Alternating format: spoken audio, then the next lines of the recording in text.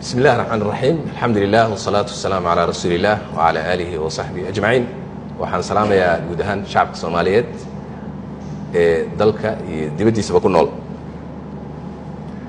caawa ay bisha Oktoobar tahay 7 waxaan rabaa inaan dadka Soomaaliyeed la wadaago dhowr qodob.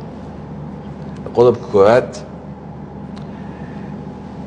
golaha wada tashiga qaran waxa uu soo qabtay ama uu soo yeeshay intii aan xilka joognay 9 kulan.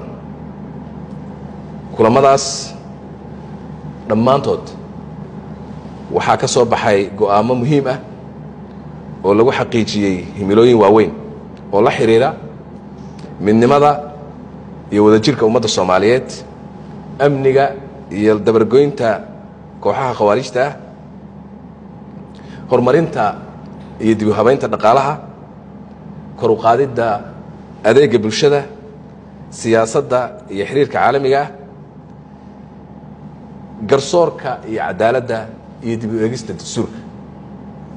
2 bishan Oktoobar ee aan ku jirno ayuu furmay kulankii 10aad ee golaha wada tashiga qaran. waxaana lagu soo bandhigay ajendayaal muhiim ah oo ay ka mid yihiin dardargelinta la dagaalanka khawaarijta iyo xoreynta dalka, dib u heshiisiinta bulshada Soomaaliyeed, iyo arrimaha doorashooyinka dalka. haddaba waxaan rabaa inaan halkan ka caddeeyo shirkaasi weli waa socdaa.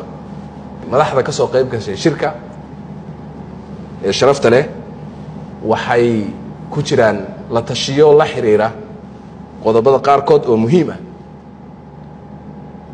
marka ay la tashiyadaasi dhammaadaanna waxaa la soo saari doonaa go'aamo iyo warmurtiyeed. waxaan u rajaynayaa dhammaan dadka Soomaaliyeed guul. shirkana insha Allah tacaala wuxuu ku soo dhammaan doonaa ama ku soo gabagaboobi doonaa guul ayuu ku soo gabagaboobi doonaa insha Allah.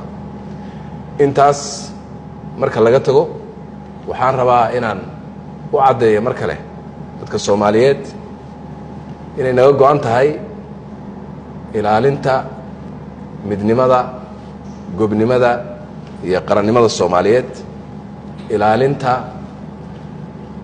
karaamada Soomaaliyeed, iyo inaan ka fogaano wax kasta oo keeni kara kala qaybinta dadka Soomaaliyeed. waxaa naga go'an in dalka horey loo wado oo aan dib loo celin, hadday noqoto siyaasadda iyo hadday noqoto dhaqaalaha iyo hadday noqoto arrimaha bulshada. maanta meeshaan marayno waa meel wanaagsan. waxaanan naga go'an inaan horey u soconno oon dalka hormarino.